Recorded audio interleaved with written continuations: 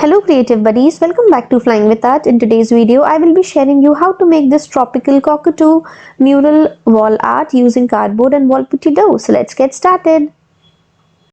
If you're here for the very first time, don't forget to subscribe to Flying with Art and hit the notification bell and select all notification so that you get notified whenever I upload a new video.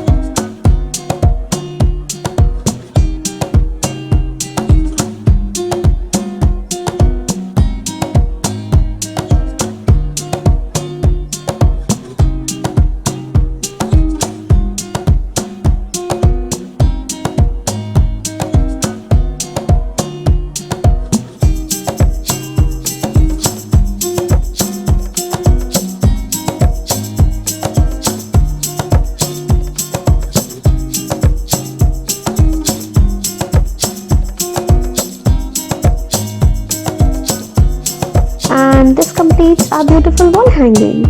And it turned out to be so beautiful. I hope you guys love this idea and will share your valuable feedbacks. And if you like this video, don't forget to give me a thumbs up and give your love and support to the video.